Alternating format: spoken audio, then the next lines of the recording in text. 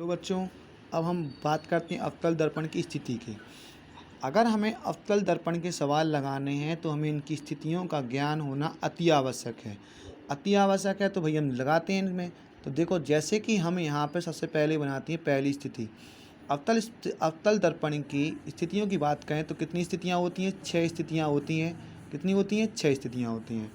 तो हम पहली स्थिति बनाते हैं। तो पहली स्थिति में ये हमने बना दिया अवतल दर्पण है। अवतल दर्पण रखा हुआ है।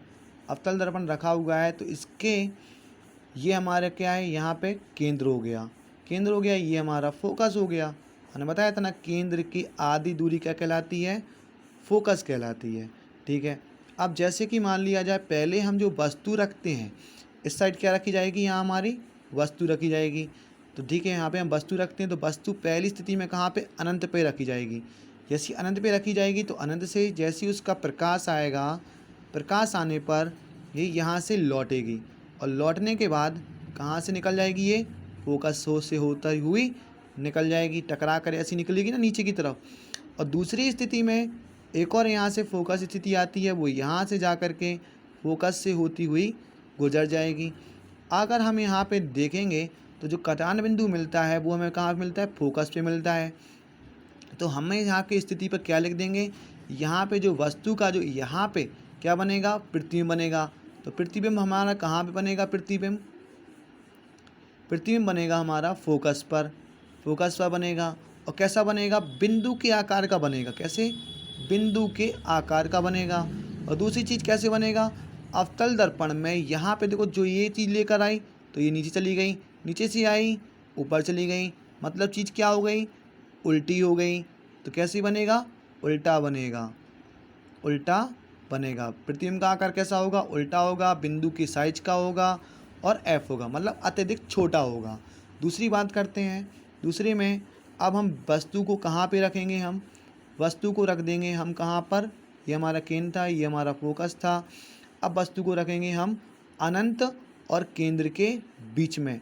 अनंत और केंद्र के बीच में रखेंगे तो यहाँ से फिर वही स्थिति होगी, यहाँ से जाएगी तो ये फोकस से होकर निकल जाएगी।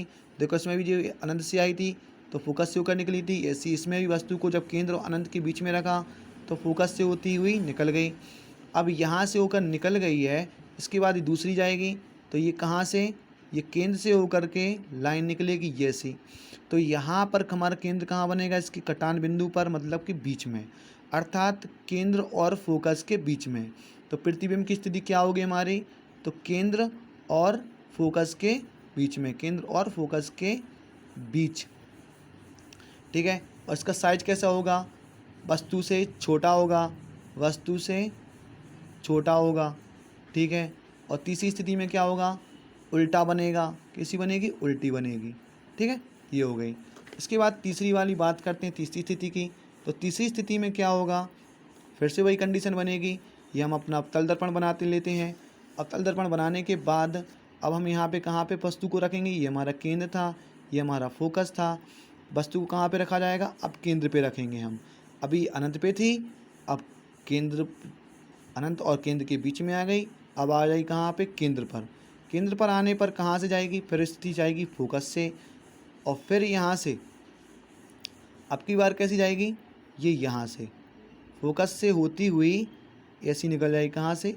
इस तरीके से निकल जाएगी। तो अब की बार प्रतिबिंब कहाँ बनेगा? कहाँ पे कटान बिंदु आया है? केंद्र पर आया है।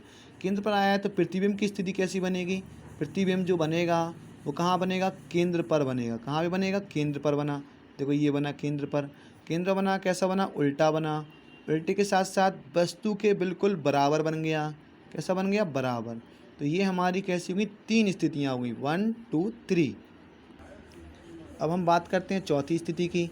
चौथी स्थिति में फिर से हम वही कंडीशन रखेंगे।